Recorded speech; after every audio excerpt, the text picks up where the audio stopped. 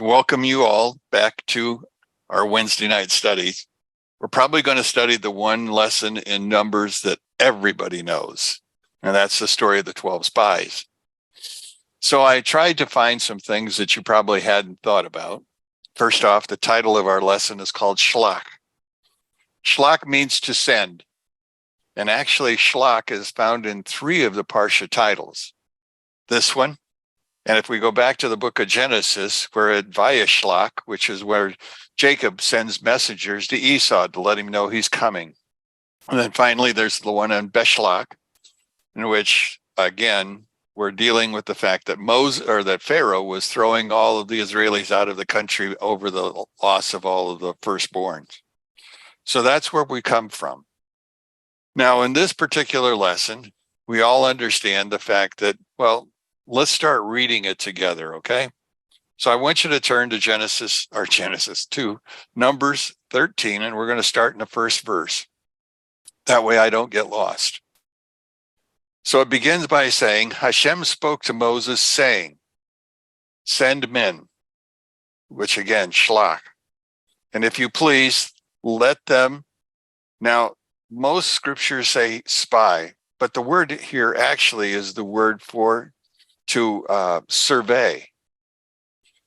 But we all understand that the surveying was really not intended. It was not going to be intentional because of the fact of what was going on behind the scenes. But anyway, he was going to survey out the land of Canaan and give to the children of Israel one man from each of the fathers' tribes, and you send every one of the leaders among them. So Moses sent them forth from the wilderness of Paran at Hashem's command, and they were all distinguished men, heads of the children of Israel, were they all. Okay, so our story begins with the fact that God has given Moses permission to form 12 men and send them to look at the land. Now remember, God already promised them before they even left. God had already promised them that they were going to be able to,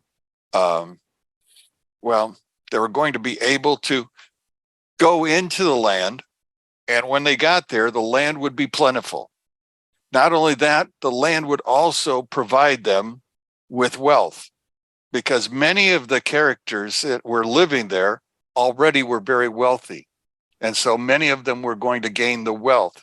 Now remember, they left Egypt with wealth. Now they're going to come back into this land and not only bring the old wealth, but they'll be added to what they've got. So we understand that part. That part's the part that makes the most sense. Now, as you go through this, they're to pick leaders, and the leaders are supposed to be just that. They're princes, elected by their clan or their tribe, and they are the men that are most distinguished. And so we have a list of those men. Time out for my alert. They're the most distinguished 12. And so what we're talking about are people that everyone will listen to.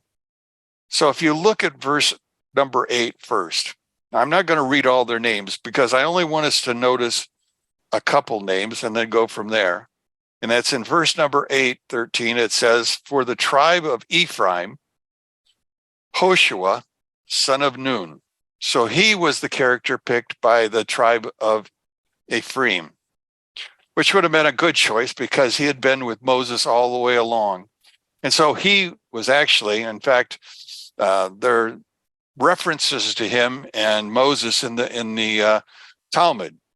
And the references make note of the fact that Moses was the son, and Yehoshua, or in this case, Hoshea right now, but he'll become a Yehoshua. He was the moon. In other words, he reflected the light that Moses had. So he was one of the 12 that was chosen. And I want you to go to verse number 11. In verse number 11, it says, for the tribe of Joseph, for the tribe of Manasseh, Gadi, son of Susi. We talk about 12 tribes being sent. which tribe was not sent? Because you see, if we're going to send both Ephraim's group and Manasseh's group, that means there's 13 tribes. So which tribe was not sent? Do you remember? Levi. Tribe of Levi. Why wasn't Levi sent? Because Levi wasn't going to inherit any land. Levi was already a special person. In this specialty, or in what was going on, he would be in charge of the tabernacle and eventually the temple when it was finally completed. He would also receive all of his reward from those temple sacrifices and temple offerings. He also would receive special cities. And so there were cities that were designated to him, but there was no tribes. And so he didn't need to go look at the land to find out what he was going to get. In fact, none of them knew exactly what they were going to get. So they were generally asked to spy out the land or to survey the land. That's the goal behind what's going on at this particular point. Now, I said his name is Hoshea here, but his name was going to become, because of Moses, his name was going to become Yehoshua, or what we call Joshua. Now, Yehoshua received simply one extra letter that Moses attached to his name. Now, Moses probably was attaching to his name the Yud because that would represent God. And so he was asking God for protection for Hoshea. And so he would now become known. He also took on his special characteristics in this point in time because he was already being anointed for the next job. And so the name, the attachment, all points to the fact that God had already identified him for that purpose. And so they were going on this particular trip. Now, if you look down to verse number 16, it says, "These are the names of the men whom Moses sent to spy out the land." Moses called Hoshea the son of Nun, Joshua at that particular point. So Moses sent them to spy out the land of Canaan, and he said to them, "Ascend here in the south and climb the mountain. See the land, how it is, and the people that dwell in it." So he's giving them specifics of what he wants them to look at. First, I want you to climb this mountain. Now, he's in Paran, so what he's having them to do is actually go across into Jordan and climb up those mountains where actually Nebo was so that they could overlook the land. In other words, get a bird's eye view from above and get the understanding or the lay of the land at that particular point in time. Then they were supposed to leave there after going up this mountain and go and actually walk the land and to see what was there. That was their particular point. So it says in verse number 18, "See the land, how it is, and the people that dwell in it.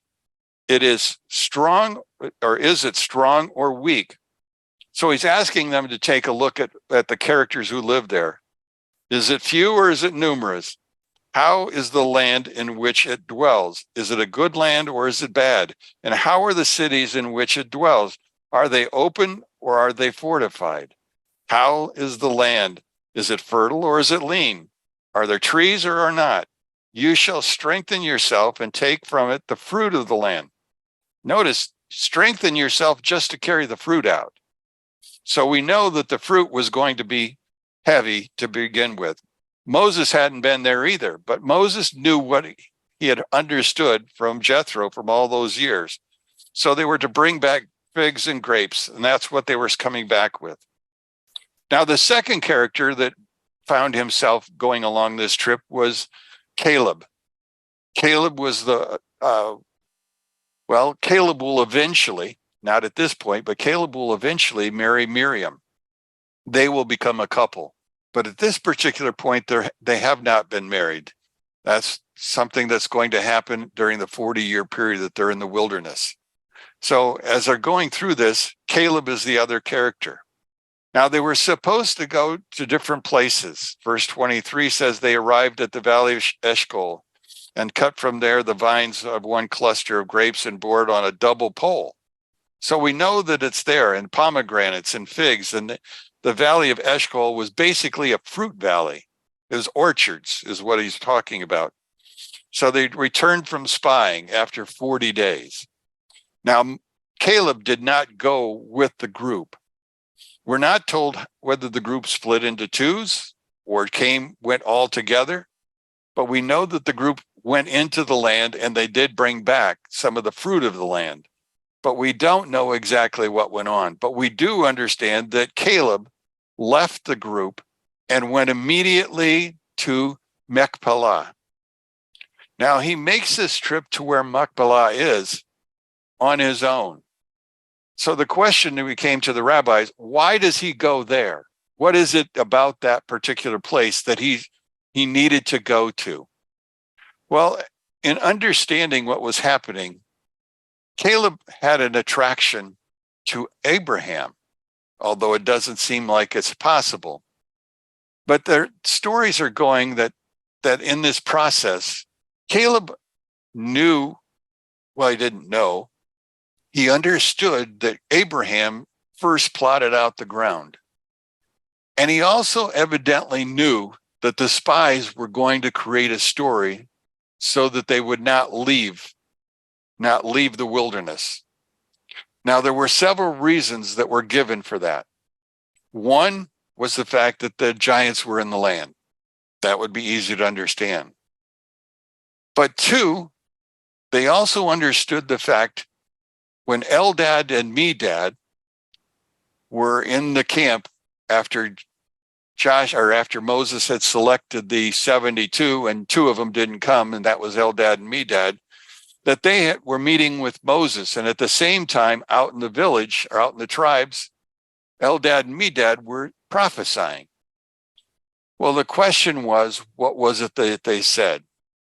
Many of the characters of the Talmud and in the Midrashic writing said that what they were doing was they were prophesying that Moses would die and that actually Joshua would lead them into the land.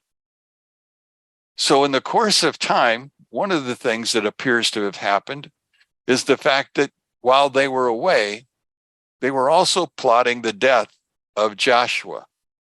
They were going to limit any possibility that they would have to go into the land. Moses won't go without him. Joshua would go. So we will eliminate Joshua so that Moses will stay with us and we don't have to look for a new leader. We like the one we've got, even though we complain about him. He's still better than that one that we don't know. So they begin that process. But I want to tell you another story. I want to tell you the story of the Arizal, because you see, he had a fascinating understanding, one that I think deserves merit. Well, obviously, what am I to know? Arizal is considered the sage of the sages. The Arizal said, this story is not unusual. And he goes back to the story of Joseph and his brothers. Now, remember, originally, Joseph went out to see his brothers. When he was on his way, they saw him coming and they plotted against him. And they were going to kill him. You remember that? But instead, they threw him into a pit. And in throwing him into the pit, he ended up being taken, sold away. Now, at that point in time, the story goes dead for a while. But I want you to notice there were 10 spies and there were 10 brothers. And I want you to notice that as you're going through here, the spies themselves match up, less Levi, with the tribes that decided to bring the evil report. Now, in the course of time, remember they came down. And do you remember Joseph? He accuses them of being spies. Spies. He accuses the 10 brothers of being 10 spies, matching our story today. Well, in the course of time, one of the things we find is that Judah had begged forgiveness and sought repentance. In fact, he even proved it by trying to protect his brothers. Well, Joseph, you remember, broke down because of that. And he understood that Judah actually was repentant. Well, let's take the story to to the wilderness again. Remind yourself now, Joseph is in the wilderness and there are 2 tribes of him. And in the 2 tribes that are there, one of the tribes is Joshua's tribe, Ephraim, because he was the brother of Manasseh, and they were both of the prophet of Joseph. So we have our 10 characters again. And in our story, then, we have to understand what we're looking at is a mirror, a prediction of what was going to happen in the future. Remember what Joseph said to his brothers? You meant it for evil, God meant it for good. All of the stories that we ever read in the scriptures, many of them quite evil, stories that we could possibly understand in no other way other than to know God is in charge and God creates the good and the bad, and what we see as bad is not always what we think it is. Well, in our particular story here, we find ourselves reaching a point where what we're looking at is a time point in which God really is in control of what's going on. Caleb has stayed away. Joshua has stepped aside, and the 10 were allowed to bring the report first. So I want you to flip over to the next page, Will, and let's look at the report itself. So start in verse 27, chapter 13, verse 27, okay? Now here they are confessing what's going on. So they reported, the 10, to him and said, that's Moses, we arrived in the land to which you sent us, and indeed it flows with milk and honey, and it's full of fruit. But now they got everybody's attention, and then they emphasized, but the people that dwell in the land is powerful. The cities are fortified. Now remember, those were 2 of the things that Moses had asked them to look for, the people and the cities. And very great. And we saw also there were the offspring of the giant. Now the question then becomes, who's the giant? Well, in Hebrew, the word is Anak, A-N-A-K, Anak. Anak was a giant. He was like an Og. He was like a Sion. He was very, very tall. And so he was there. But that's not all that was there. Amalek dwells in the area of the south. The Hittites, who are a very fierce, warsome tribe, they were there. The Jebusites, which owned the Jerusalem, and the Amorites dwell in the mountains, and the Canaanites dwell by the sea. That's where the Phoenicians would have been at, and on the banks of the Jordan. So he gives them a list of all of the characters. But notice he starts with the offspring of the giants. Notice what happens next. Caleb silenced the people. Why did Caleb have to silence the people? What were they thinking, or what were they doing by this point in time? If you just heard that the place that you're about to go into is full of giants, and you know there are fierce, warsome tribes there, are you sitting there quietly saying, we can do this? No. In our humanness, we wouldn't do that. But Caleb silenced the people towards Moses, and he said, we shall surely ascend and conquer it, for we can surely do it. Notice it wasn't Joshua, it wasn't Moses, and it wasn't Aaron. It was Caleb. Now, why did Caleb have that much energy, willingness to go against all the people? Was it because of where he had been and what he had learned? Well, we never know, because none of the Talmudic writings I've found even mention what he'd actually heard, said, or did other than pray. That's all that we know about. But the men who had ascended with him said, "We cannot ascend to that people, for it is too strong." And notice the last two words, "for us." Now remember, in the very beginning, God was taking them to the place that he was going to give them. But now, what, 100 days later, all of a sudden they can't remember that God had promised that he was going to do this? It was going to be left up to us? Well, we can't beat up on giants.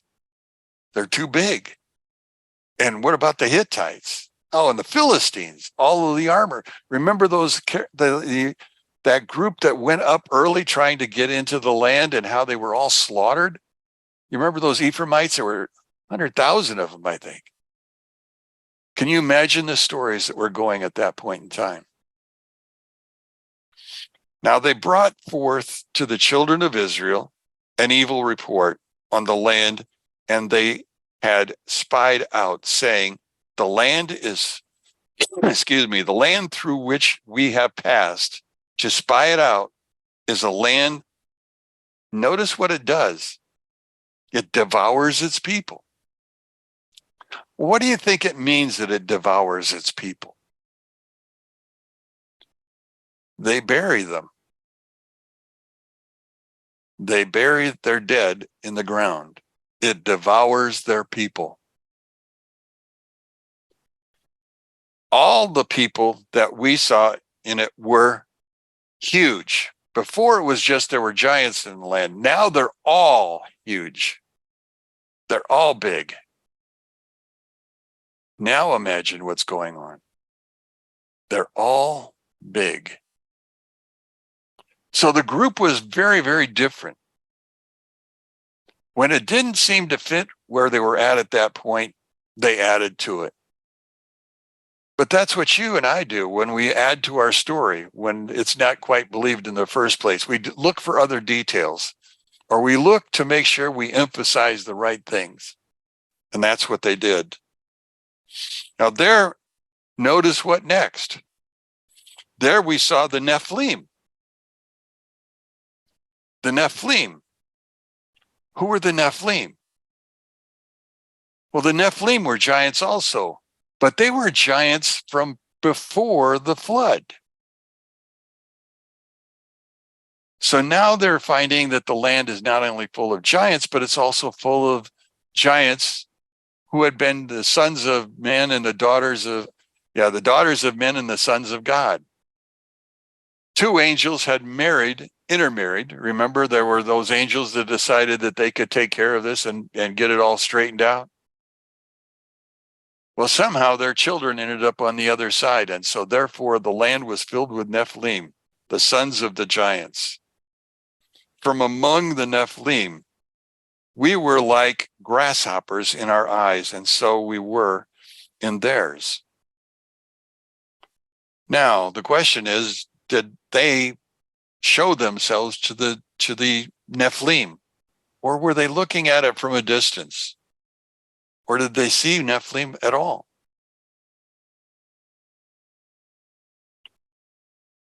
Notice the next verse. The entire assembly raised up and issued its voice. People wept that night.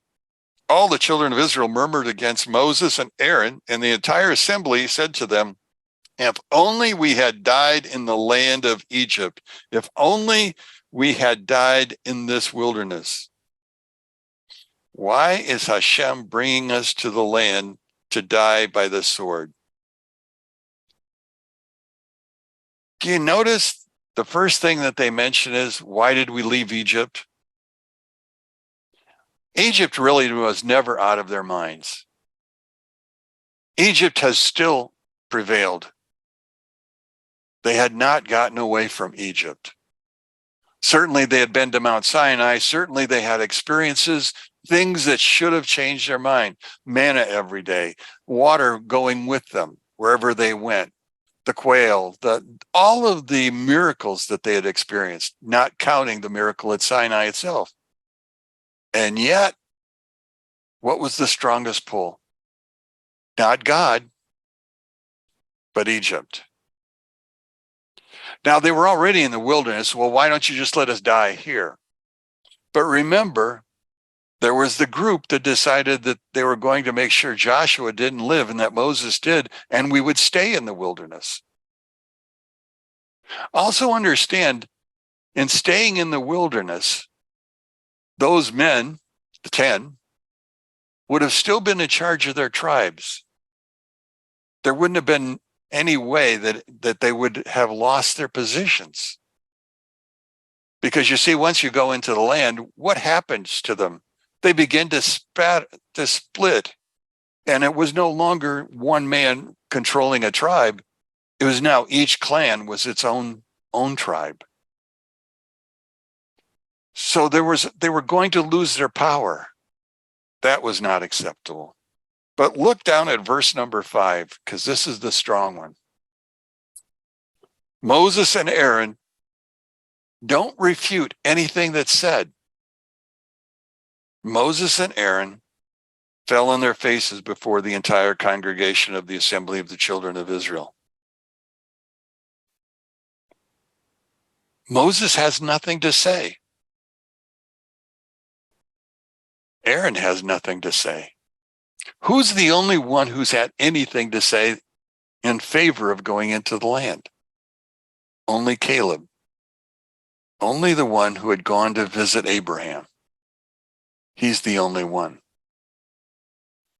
Now, in the process of time, as they go on, look at verse 6. Joshua, son of Nun, and Caleb, the son of Jephuneh, the spies of the land, tore their garments. So those two stood proud, and the other 10 tore their garments. They spoke to the entire assembly of the children of Israel, saying, the land that we passed through to spy out, the land is very, very good. Again, the report, the land is very, very good. And again, it says, if Hashem desires us, he will do what? He will bring us into the land. It's not us, it's him. It's him. An entire change in the idea of who's really in charge. They wanted they wanted in the end to just simply stay where they were at. God appears, not directly, but look at 14:11. Hashem said to Moses, now the rest of them probably did not hear, but Hashem said to Moses, how long will this people provoke me? And how long will they not have faith in me, despite all the signs that I have performed in their midst? Miracles do not last long in somebody's mind. Just like when I give my grandkids gifts. Those gifts are plentiful for the first few days. Well, especially look at Christmas. They play with them all the time. But then what happens? We tend to put them aside and we forget about them. The same thing happens with us when we receive a miracle. Now, we don't always know that we're seeing a miracle. Hanukkah, they didn't realize that the 8 days was going to be celebrated. All they knew was for that particular time, there was an 8-day lasting of oil.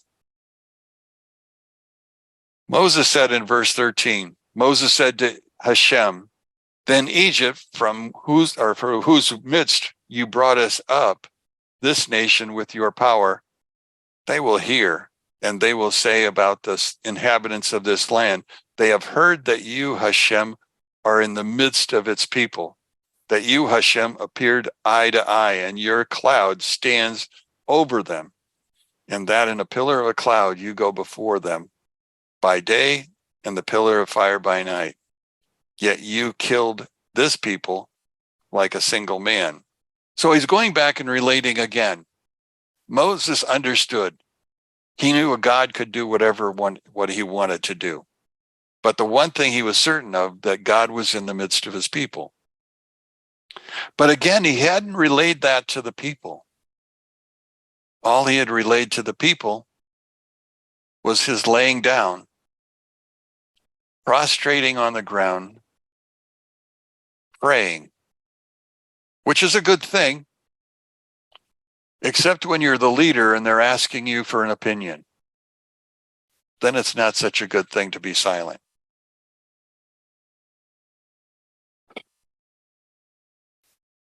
Caleb eventually, I would think, inhabited the spirit of Abraham. Caleb will become a great leader. He will lead the tribe of Judah. In fact, he will lead them in a special battle against the Philistines in order to conquer more land so that the Jewish people will actually have enough land to live on. Because you see, when they went into the land of Israel, they were supposed to take out all of the tribes that were there because they were all evil. But they didn't. They took out the area that they wanted or needed and left the inhabitants behind, which will later come back to bite them through assimilation.